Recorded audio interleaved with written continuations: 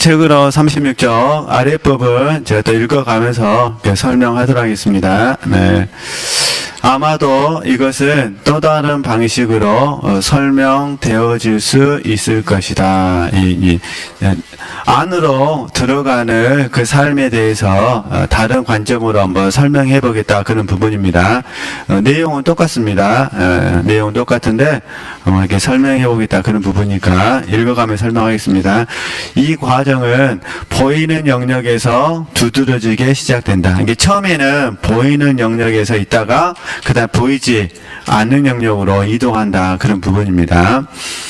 모든 믿는 자들은 그들이 단일한 마음을 가졌든 그러지 않든 보이는 세계를 보고, 이건 이제 사람은 다 동일한 부분이잖아요. 보이는 세계를 먼저 보고 보지 못하는 세계를 보지 못하는 이 단계에서 출발한다.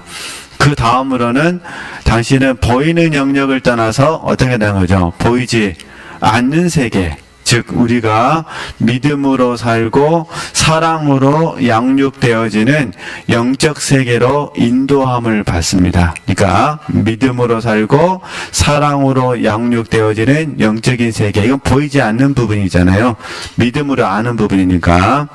그다음에 세 번째, 이후에 당신은 그 영적 단계를 떠나서 벌거벗은 믿음의 단계로 들어갑니다. 여기서 조심해야 될 부분은 그 영적 단계를 떠나서라는 부분은 이 부분이 없다는 것이 아니라 모두 포함하는 겁니다. 그러면 영적 단계를 떠나서 벌거벗은 믿음의 단계로 들어가잖아요. 이게 연단의 과정인데 이 벌거벗은 믿음의 단계로 들어가는 분들에게는 현재 세 가지가 다 있는 겁니다. 보이는 영역이 있고, 그 다음에 믿음으로 살고 사랑으로 양육되어지는 곳이 있고, 그 다음에요 벌거벗은 믿음의 단계가 있고, 이게 연단의 과정이거든요.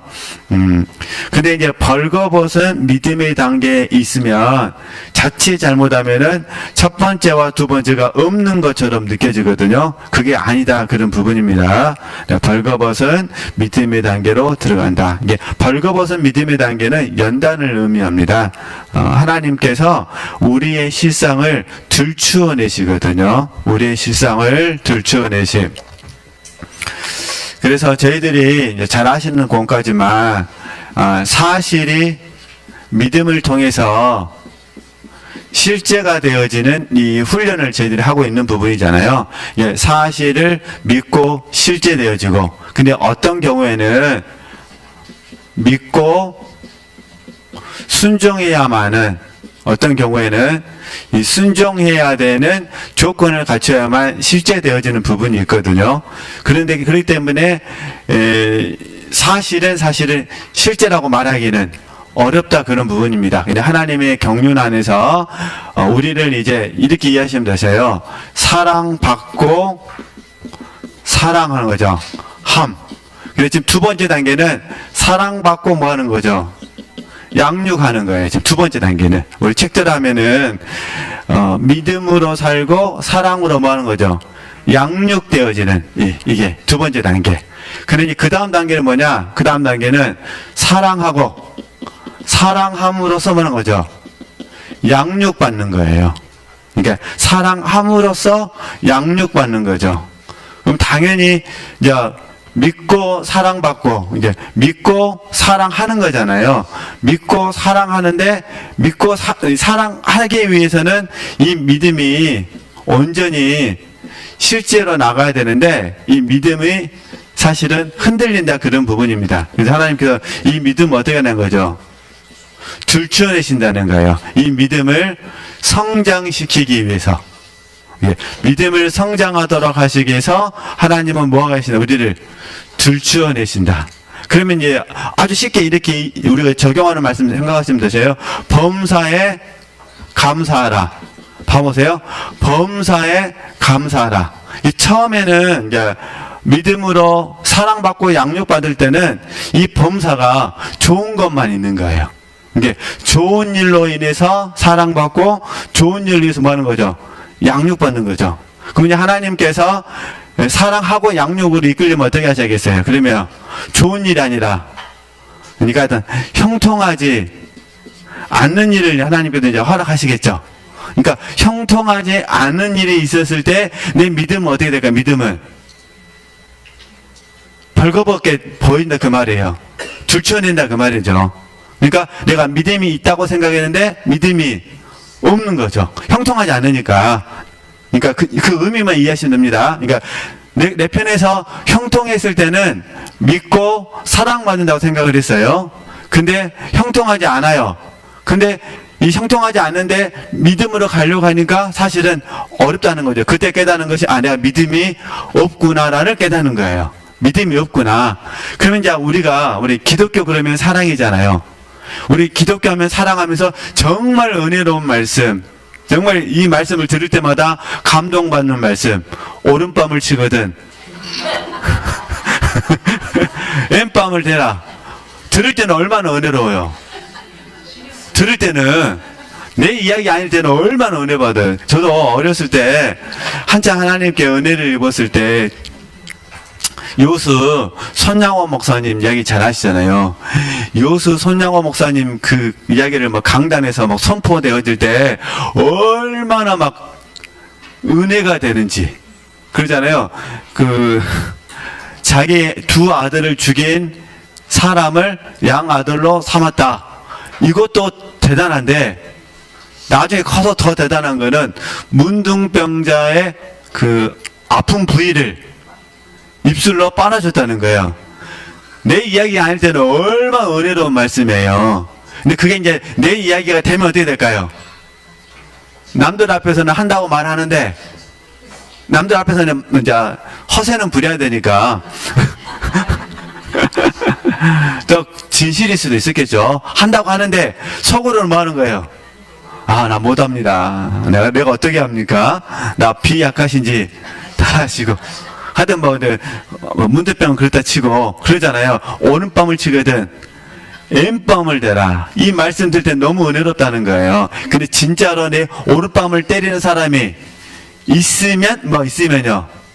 그 말씀 앞에 아멘 하지 못하는 내 믿음의 실상을 보게 되어진다. 쉽게 말해서 이렇게 적용하시면 된다. 그런 부분입니다. 근데 그걸 우리는 뭐라 말하냐면 들추어 내신다 라고 표현을 해요. 근데 이제 잔의 경우 어떻게 표현했다고요? 잔의 경우 벌거벗은 믿음의 단계로 표현했다는 거예요. 그러니까 이 말은 하나님 앞에 적나라하게 드러나는 믿음의 모습을 말하는 겁니다. 네. 계속 보겠습니다. 이 단계에서 당신은 어떤 영적 경험도 하지 못한 채로 남아있게 될 것이다. 그러겠죠. 어떻게 하지를 못하는 거예요. 그 원수가 있는데 오른밤을 치거든 왼밤을 대라고 말하는 그 원수 앞에 오른밤 한 대 맞았는데 집에 가서 계속 뭐 할까요? 집에 가서 계속 혼자 있을 때 1번 왼밤도 된다. 2번 억울해 미치겠다 환장하겠다 그 스트레스 있잖아요. 스트레스 어떻게 설명하지 못하는 왜 하필은 나에게 이렇게 하다니 이렇게 가죠. 왜 나에게 이런 극한 시련을 주십니까? 이런 식으로 이 두 마음이 공존하게 되죠. 물론 우리는 오른밤을 치는 사람에게 왼밤을 대라는 말을 이제 적용점에서 봤을 때 용서로 적용하죠. 용서하라 그 말씀이잖아요. 진짜 왼밤 대라 그 말 아니라 진짜 왼밤 되면 그 사람이 감동 먹을까요? 용서하라 그 말씀이잖아요. 또 제가 어렸을 때 굉장히 은혜 받은 내용 중에 뭐였었냐면 그 영화 실제로 있었던 그 목사님들의 그 영화를 이렇게 해서 만든 거 있었는데 거기에 어느 건달이 계속 목사님한테 와가지고 술 먹어라 내가 당신이 술 한 번만 먹으면 내가 교회 다니겠다 막 그런 거예요. 그러니까 이제 목사님이 너무 스트레스를 받으셨어. 근데 진짜 사랑하는 마음으로 옛날에는 소주가 이만한 거 말고 대병이 있었잖아요. 그 대병 있었잖아요. 그래서 대병을 들고 가갖고 그 사람 앞하고 그냥 소주를 마셔요. 그래가지고 그 사람이 교회를 갔다는 거예요. 그래서 저도 너무 감동이 돼가지고 군대 가서 고참들이 그러는 거예요. 우리 문선이가 술 한 잔만 마셔봐라. 그러면 나 또 막 교회를 가겠다 그러더라고요. 안 먹으려고 안 먹으려는데 딱 하나만 마셔봐라. 그래가지고 그 맥주 클라스 있죠. 그거 다 주는 거예요. 그래서 내가 영화 보고 흉내내가지고 내가 온샷으로 그냥 쫙 마셨어요. 근데 마시고 나서 바로 비상 훈련이 돼버렸어요. 그러니까 제가 이제 어떻게 될까요? 제정신이니까 제정신이 아닐까요? 제정신이 아니니까 저한테 술 먹인 고참이 와갖고 내가 너한테는 다시는 술을 안 먹인다. 가라는 교회는 안 가고 다시는 술을 안 먹인다. 미안하다. 2시간 동안 산에 올라갔다 왔거든요. 군장 메고. 그때 만약에 이제 제가 잘못됐으면 어떻게 됐을까요? 그 사람은 큰일 난 거죠. 그래갖고 막 옆에 와갖고 어찌냐. 세상에 그렇게 다정할 수가 없더라고요. 이게 다 이런 부분들은 사실은 행위만 본받은 거죠. 행위만 본받은 거고, 마음이 바뀐 건 아니고. 근데 지금 잔내경이 이렇게 적나라하게 우리 믿음의 실상을 하나님께서 들춰내기를 원하신다. 네, 그 말입니다. 그때 어떻게 되냐 그 말입니다. 이때 사실은 성장 안 한 게 아니에요. 진짜로 이것이 뭐라는 거죠? 성장이다. 이걸 말씀드리는 겁니다. 당신 자신에 대해서 죽는 것은 바로 뭐라는 거죠? 이 단계에서다. 당신 자신에 대해서 죽는 것은, 그러니까 왜 이게 믿음의 영역인데 내가 죽느냐 이렇게 설명할 수 있어요. 간단해요. 믿음의 대상을 성령께서 조명하기를 원하시거든요. 그러니까 이런 부분이에요. 너가 지금 믿고 있는 대상이 누구냐는 거예요. 물론 객관적으로는 누구라고 할까요? 객관적으로는 하나님이라 그러죠. 객관적으로는. 그러나 형통하지 않았을 때에, 왜 형통하지 않았을 때에 감사하지 못하느냐를 보면, 일단은 나에 대해서 확신, 우리는 신뢰라고 그러잖아요. 신뢰 때문에 그럴 수도 있고, 나의 의가 뭐해져서요? 무너져서 그래. 자기 의가, 육체 신뢰가 무너지고 자기 의가 무너져서 그럴 수 있다, 그런 의미예요. 그냥 또 하나는 나를 둘러싸고 있는 환경도 아니고 뭐라는 거죠? 조건도 아니라는 것들을 하나님께서 가르쳐 주시기 위해서 믿음을 들춰내셨다는 거예요. 그러면 이제 자연스럽게 이제 어떻게 될까? 그러면 그래서 1차 플러스 나의 조건과 환경, 이 모든 것들이 어떻게 되는 거죠? 십자가에서 처리가 되는 거예요. 그래서 자기에 대해서 죽는다라고 말하는 겁니다. 이제 이게 처리되어지면 이제 내 편에서 봤을 때 이제 믿음의 대상은 오직 누가 될까요? 하나님만 되시겠죠.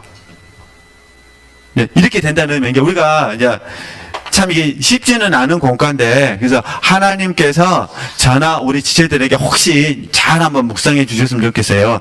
인간관계에 있어서 꼭 이렇게 적용할 필요는 없는데 동의되면 이렇게 해보자는 겁니다. 인간관계에 있어서 내가 A라는 사람하고 충돌이 일어났어요. 그래서 내 믿음이 약간 흔들렸습니다. 그때 보는 거예요. 혹시 하나님께서 A라는 사람을 의지했던 마음을 다 빼버리고 오직 누구만을, 하나님만을 믿게 하신 것은 아닌지, 이걸 보게 하신 수도 있다, 그런 의미예요. 이런 훈련들을 한번 적용해 주셨으면 좋겠다. 그죠? 근데 이게 발견되지 않으면은, 근데 사실 내 편에서 내가 A라는 사람을 의지하지 않았다고 말할 수 있거든요. 그런데 이 어두운 과정에 들어가게 되면 하나님께 보게 하시는 거예요. 내가 힘들었을 때 누굴 먼저 찾았는가? 그러잖아요. 내가 정말 힘들었을 때 누구 먼저 찾았는가? 물질로 적용하면 물질이 없었을 때 누굴 먼저 찾았는가? 그러니까 하나님을 먼저 찾았는가? 아니면 그 사람을 먼저 찾았는가? 이렇게 해가면서 이제 A라는 분이 필요 없다는 것이 아니라 A라는 분을 바르게 사랑하는 사람으로 바뀌게 되는 거죠. 그러면서 내 마음속에서 믿음의 이 대상인 오직 누구이심을, 하나님이심을 바라보도록 하는 훈련을 하신다. 그래서 사실은 벌거벗은 믿음을 경험할 때 내 자아가 죽는 것이다, 그 말입니다. 저는 그래서 이 말씀을 좀 굉장히 어려운 말씀이, 이해하기 너무 쉬운데 실제 적용이 어려운 말씀이죠. 고린도후서 1장 8절에서 9절 말씀 잘 하시잖아요. 사도 바울이 살 소망이 끊어졌어요. 너무 힘들어가지고. 그래가지고 본인은 죽었다고 생각했어요. 그냥 의식을 잃어버린 거니까. 그런데 하나님께서 사도 바울을 살려주셔요. 그래서 그러고 나서 사도 바울이 뭘 깨달았냐? 자기를 의뢰하지 말고 오직 뭐라 오직 하나님만 의뢰하도록 하시겠어. 그럼 이제 사도 바울은 복음을 전하다가 고생한 거잖아요. 그러니까 복음 전하는 것도 나를 의지해서는 안 되고 나를 신뢰해서는 안 되고 오직 누구만을 하나님만을 신뢰해야 되는 거구나 하고 깨달은 거예요. 이게 우리도 지금 사실은 많은 부분에서 이 훈련을 경험하고 있거든요. 그렇게 아시고 적용해 주셨으면 좋겠습니다. 그래서 이게 좀 더 이 적용점에서 봤을 때 이렇게 이해하시면 되죠. 혹시 친한 사람, 지체들께서 좋은 의미, 그 가족이 됐든 누가 됐든 간에 좋은 의미에서 친한 사람으로 인해서 갈등이 생겼을 때, 자, 점검하는 방법이에요. 첫 번째, 그 하나님과 그가 걱정되는지, 친한 사람으로 갈등이 생기는 겁니다. 이게 갈등이 다퉜다는 것도 갈등이지만 혹시 그분에게 안 좋은 일이 있어가지고 그분에게 안 좋은 일, 권한이 그럴까요? 그분에게 안 좋은 일이 있어서 나 역시도 힘들다든가 이렇게 적용해 보는 겁니다. 그러면 딱 그 사람에게 어떤 어려움이 있을 때 내가 하나님을 먼저 생각하고 그 사람의 안전을 먼저 생각한 건지 아니면요 나를 먼저 생각하는 건지를 이제 딱 첫 번째 반응을 통해서 내가 점검할 수가 있어요. 이게 이 부분이 굉장히 중요하거든요. 그래야 내 믿음의 대상이 누구신지를 알 수가 있어요. 내 생각 속에서는 항상 내 믿음의 대상은 하나님이거든요. 하나님의 말씀이 내 믿음의 대상이에요. 이거는 잘못하면 속을 수가 있어요.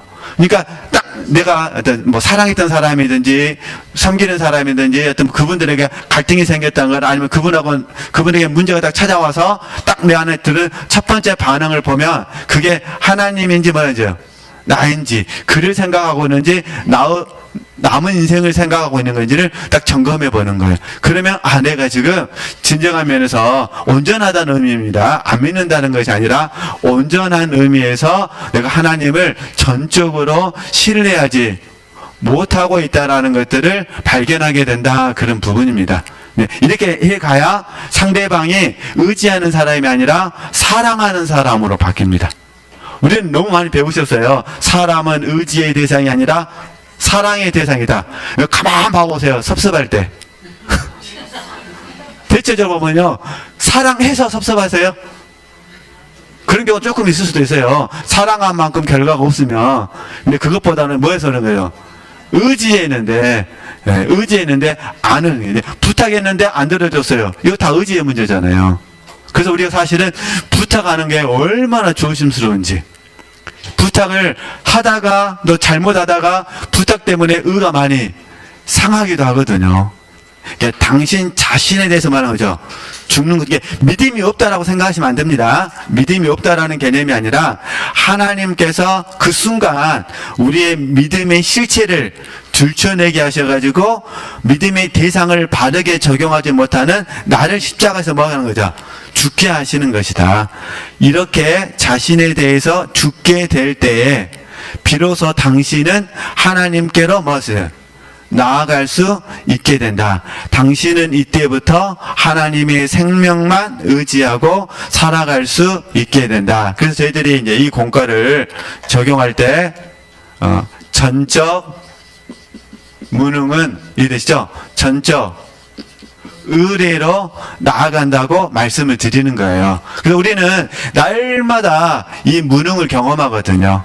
그러니까 10년 전에도 경험했고 지금도 경험하고 또 앞으로도 경험합니다. 전적 무능, 전적 의뢰. 우리가 그 대신 이 무능을 통해서 반드시 오남을 가지셔야 됩니다.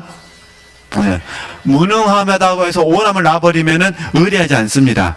도피해버리거든요. 근데 우리는 무능할수록 뭐 하는 거예요? 온하는 거죠. 이게 정확히 말하면 온하기 때문에 온하니까 무능하고 무능하니까 온하고 온하니까 뭐하는 거죠? 하나님을 의뢰하는 거죠. 그러잖아요. 우리가 성장 지금 계속 성장 힘쓰고 계시니까 성장을 원하니까 성장에 대한 무능을 발견하는 거예요. 사랑을 원하니까 사랑하는데 뭐하는 거죠? 무능을 발견한 거예요. 근데 사랑하기를 포기할 수는 없어요. 이거 어떻게 하는 거죠? 하나님을 더 의뢰하게 되는 거죠. 이렇게 적용하시는 겁니다. 이렇게 지금 잔느경이 이 이야기를 들려주고 있다는 거. 네. 이러한 일련의 진행 과정이 눈에 들어오는가? 처음에 하나님은 당신이 외적으로 지각할 수 있는 것들을 가지고 시작할 수 있는 은혜를 베푸신다. 이후에 당신은 보이지 않는 영적인 것들을 향해 전진해 나간다. 그런 후에야 당신은 심지어 이 영역, 보이지 않는 영의 세계조차도 뭐죠?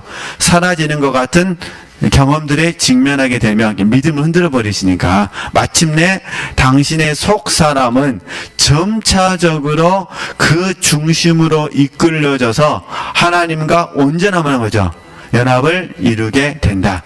그럼 제가 불러드리겠습니다. 잘 아는 말로 불러드리면은 가장 잘 아는 말, 나는 아무것도 할 수 없습니다. 하나님은 모든 것을 하실 수 있습니다.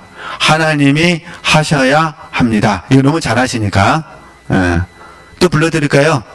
한 번 더. 나는 아무것도 할 수 없습니다. 하나님은 모든 것을 하십니다. 하나님이 하셔야 합니다. 그 대신 전제 조건이 하나님의 뜻 안에서입니다. 하나님의 뜻 안에서.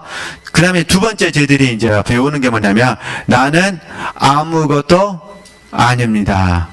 하나님은 나의 모든 것이 되십니다. 나는 아무것도 아닙니다. 하나님은 나의 모든 것이 되십니다. 그래서 이 온전한 연합이 이루어지게 되면은 제가 이제 믿음에 대해서 배우셨던 이 세 가지 공과를 배우시게 돼요. 믿음의 세 가지 의미 배우셨잖아요. 첫 번째, 하나님의 전능하심을 믿는 믿음. 그때 이제 전제 조건은 항상 하나님의 뜻이라면 이 부분이잖아요. 하나님의 뜻이라면. 두 번째, 하나님의 선하심, 관계성, 관계 안에서 하나님의 선하심을 믿는 믿음. 우리 그 신뢰라고 불렀잖아요. 저희들이 하나님의 선하심을 믿기 때문에 하나님께 아뢰의 기도를 드리는 거예요. 하나님께 주장하지 않고. 특별히 저희들은 마태복음 7장 7절에서 11절 말씀, 마태복음 11장 26절에서 30절 말씀을 통해서 하나님의 선하심을 받아들이는 훈련을 많이 하셨어요. 그래서 우리는 돌인지 다 하신 것처럼 떡인지, 그 다음에 생선인지 뱀인지 이거 잘 아시잖아요. 이 공과니까 좋은 거 주신다.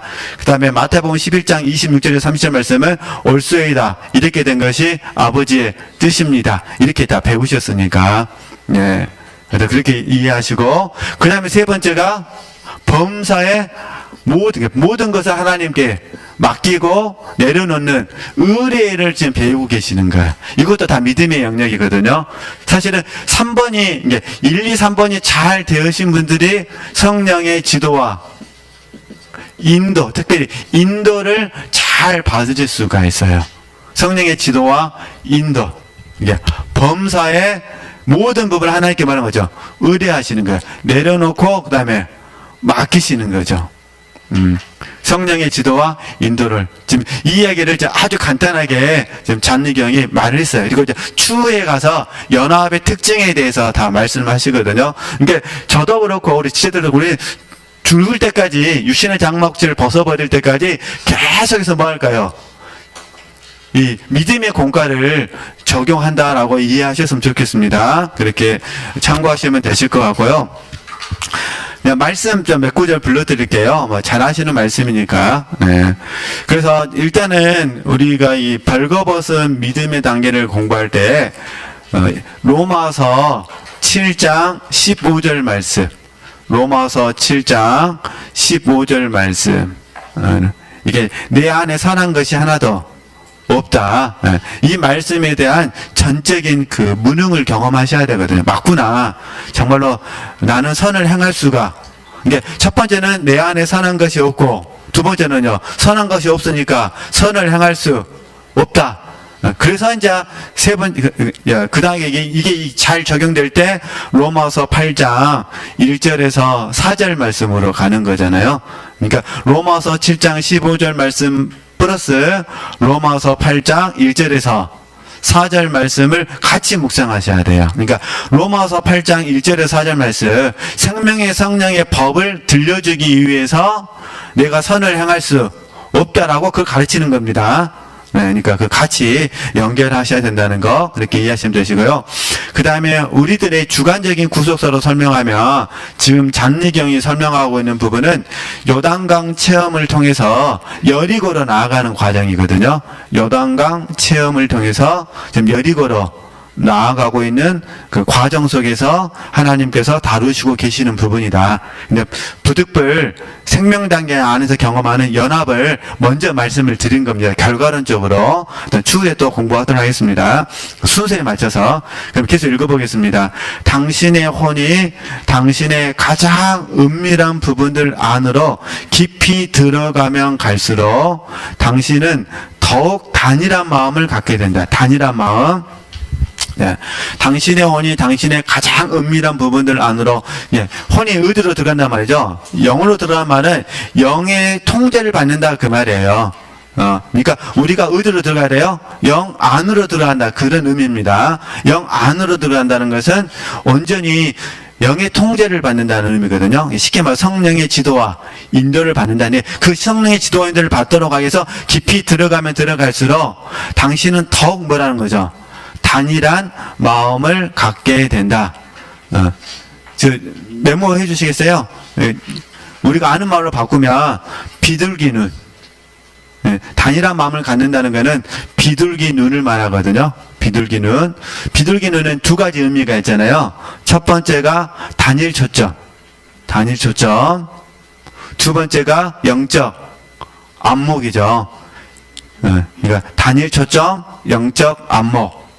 또 하나 적으시면, 지금 우리는 자기 부인, 자아 부정, 자아 상실을 통해서 이제 영 안으로 들어가게 되는 부분이거든요. 주님께 속한 자가 된다 그런 의미예요. 이렇게 자기 부인, 자아 부정, 자아 상실을 통해서 단일한 마음을 갖게 됩니다. 제가 조금 전에 우스갯소리로 이제 예를 들었어요. 그거 한번 예를 들어볼게요. 우리 지체들께서 사실 이제 우리 주님께서 이렇게 말씀하시잖아요. 하루에 7번이라도 형제가 와서 잘못했다고 용서를 구하면 뭐라 하죠? 용서해라 그러시잖아요. 그러시면서 이제 결국 이게 주기도하고 연결되잖아요. 그러면 7번 와서 용서를 지체들이 이제 해 주셨을 때 이렇게 생각하시면 되세요. 용서하시는 과정을 곰곰이 묵상해 보시는 거예요.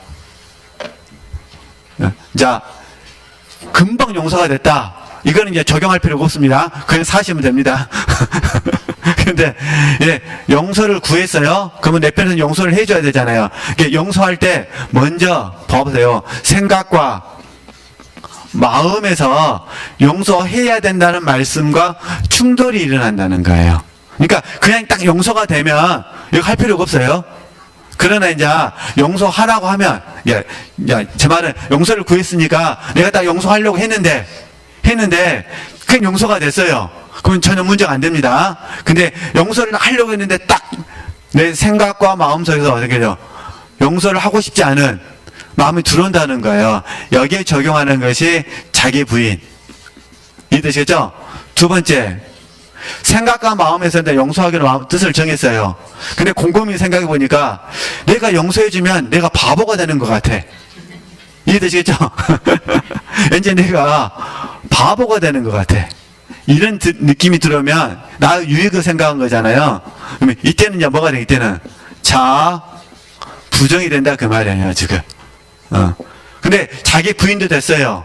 자아 부정이 됐어요. 그럼 이제 세 번째 어떻게 하면 되세요? 그냥 용서 하면 되죠. 이때 진정성이 나가죠.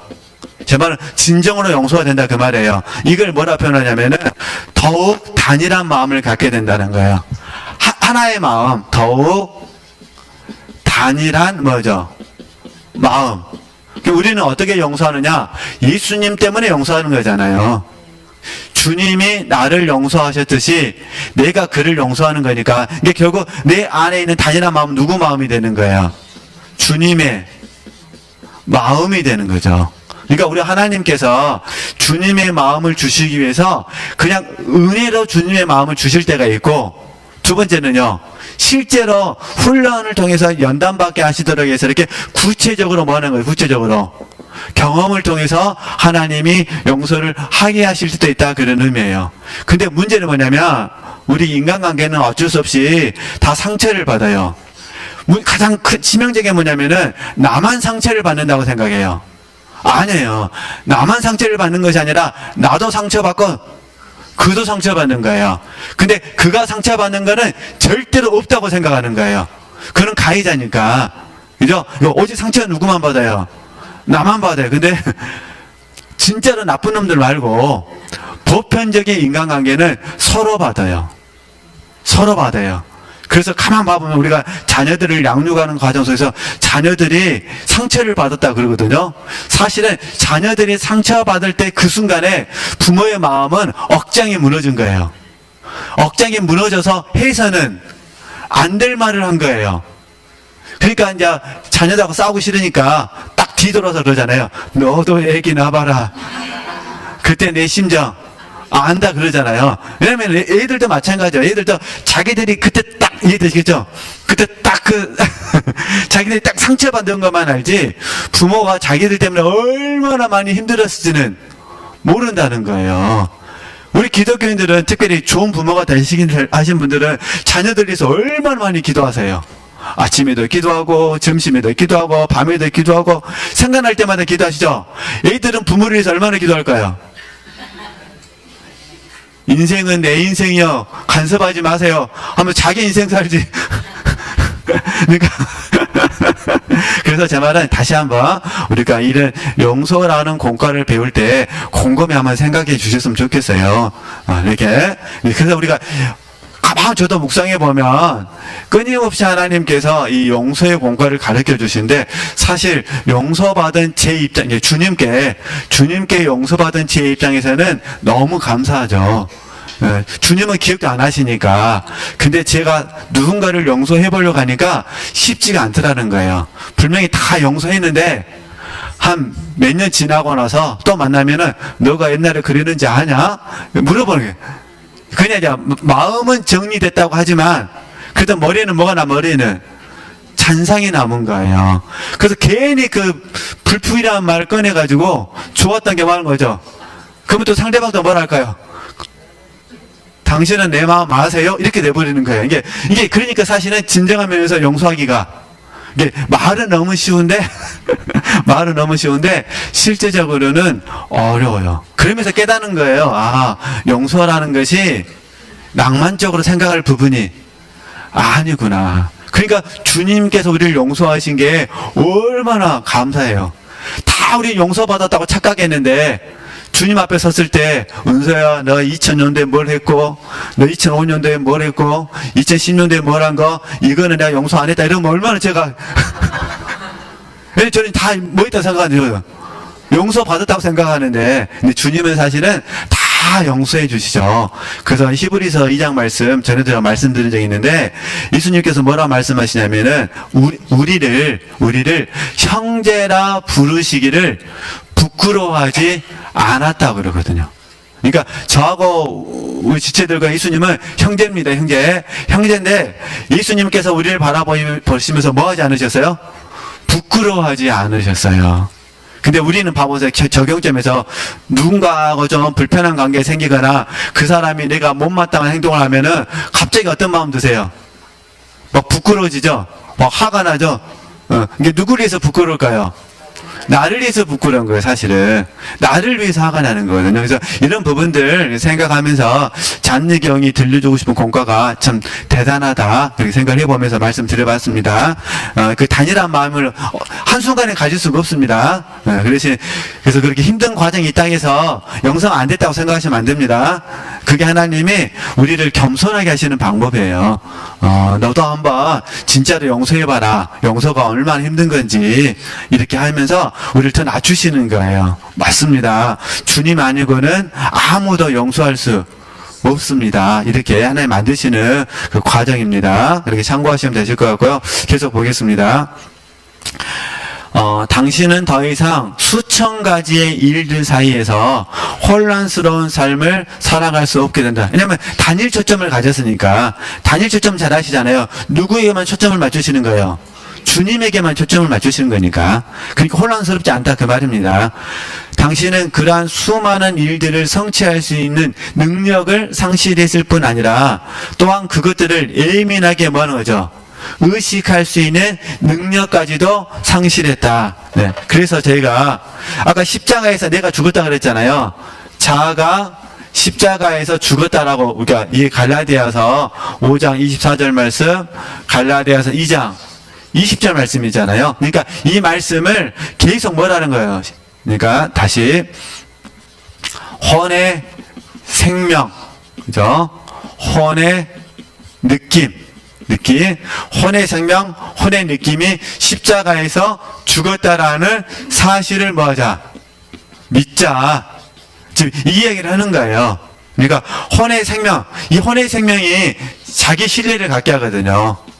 할 수 있다. 그러니까 십자가에서 뭐 한 거예요? 할 수 없다고 배웠잖아요, 우리가. 그죠? 느낌도 십자가에서 뭐 하는 거죠? 죽었다라고. 그래서 사실을 그대로 뭐 하는 거예요? 믿는 훈련을 하는 거예요. 지금 이 이야기를 하는 거예요, 지금. 이게 다시 잘 이해해 주셔야 됩니다. 이게 주님의 죽으심을 범하는 겁니다. 그러면 주님의 부활하심을 범하는 건 뭐 할까요? 이기는 생명이신 주님이 나를 통해서 사시는 거예요. 그러니까 우리는 혼의 생명이 아니라 하나님의 생명이죠. 하나님의 생명으로 살고 혼의 느낌이 아니라 하나님의 영감으로 살죠. 하나님의 선하시고 기뻐하시고 선하신 뜻, 온전하신 뜻, 그 영감으로 사는 거니까 이 이야기를 하는 겁니다. 이게 어렵게 생각하지 마시고요. 네. 지금 저희들이 훈련받고 있는 내용을 너무 잘 정리해놨다고 생각합니다. 네. 하여튼 이렇게 다시 한번 읽어보겠습니다. 그러한 수많은 일들을 성취할 수 있는 능력을 상실했을 뿐 아니라, 이게 육체 신뢰가 무너졌어요. 또한 그것들을 예민하게 의식할 수 있는 능력, 느낌까지도 뭔 거예요? 상실한 거, 죽었다 그 말이에요.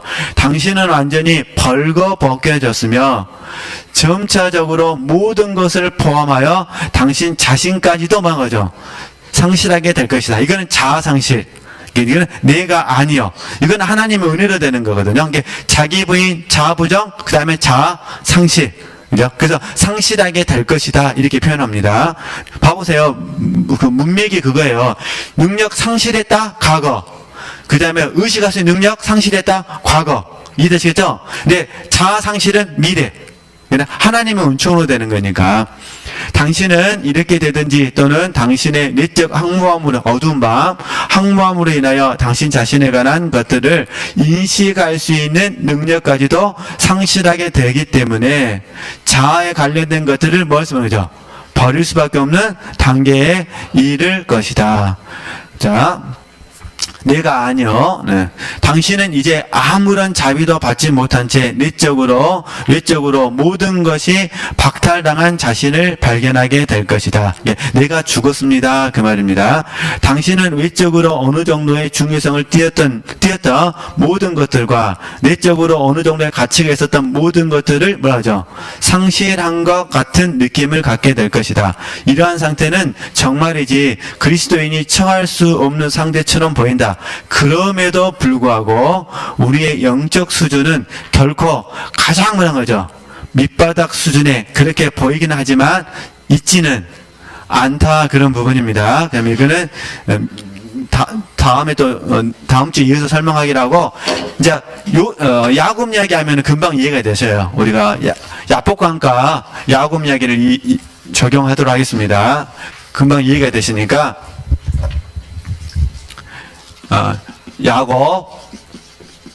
야복강가 잘 아시니까.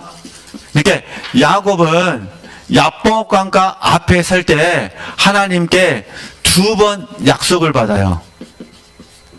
한 번은 꿈속에서 직접 삼촌 라반 집 떠나기 전에 꿈속에서 하나님 나타나셔가지고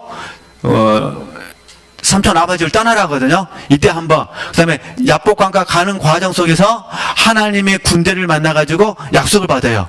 2번. 그러니까 이때 야곱의 믿음은 어땠을까요? 충만했겠죠.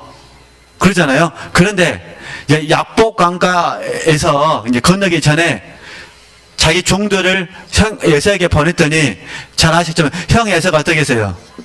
400명을 거느리고 온다는 말을 듣는 순간 야곱은요 이 2번 약속이 완전히 무너지기 시작했어요. 그래서 어떻게 하냐, 한편으로는 약속을 붙잡고 기도하고, 그죠? 한편으로는요 머리로 지금 생각하게 된 거죠. 지금 이걸 이해하시면 되시는 거예요. 그러면 우리는 야곱을 아니까 야곱의 입장에서는 야복강가 앞에 섰을 때 정말 모든 것을 잃었다고 생각했을 거예요. 이스라엘의 이름을 얻기 전까지는 모든 것을 다 잃어버렸다고 생각했겠죠. 그러니까 하나님을 도우실까? 기도했으니까. 안 도우시면 어떡하지? 도우실까? 안 도우실까? 이렇게 지금 밤새고 있는 거예요, 사실은. 모든 것이 한순간에 다 뭐 하는 거죠? 무너지는 거죠. 근데 이제 오늘 제가 들고 싶은 부분은 스토리를 잘 아시니까 그냥 하나님께서 보실 때 야곱은 퇴보한 것이 아니라 믿음이 뭐하고 있다? 성장하고 있다, 그 말이에요. 그래서 이걸 우리가 하강이라 불렀어요. 근데 잔느경 뭐라 부르냐? 추락이라 불러, 추락. 그러니까 추락은 뭐냐면 폭포 생각하시면 됩니다. 폭포에 있는 물이 바다로 들어가기 위해서는 뭐 해야 돼요? 아래로 떨어져야 되냐? 이 추락을 말한 거예요. 그죠? 혹시 저처럼 바이킹 못 하시는 분들은 이거 생각하시면 됩니다. 추락하는 순간에 나는 죽었다. 근데 다시 올라오면 살았다. 또 떨어지면 죽었다. 살았다. 나는 죽어요, 안 죽어요? 안 죽어요. 아직까지 바이킹 타갖고 죽은 사람 한 명도 없습니다. 이게 다시겠죠? 느낌상에 죽은 거 같아요. 저는 안 탑니다. 한 번 타고 죽는 줄 알고 안 타거든요. 근데 요즘은 얼마나 무서운 것들이 많이 생겼는지 그 의미들을 이해하시면 됩니다. 그러니까 내 느낌상에서는 내가 믿음이 떨어진 것 같은데 하나님의 경륜에서는 믿음이 떨어진 것이 아니라 믿음이 성장하고 있다. 이걸 믿었으면 좋겠다, 그런 부분입니다. 오늘 여기까지 하도록 하겠습니다.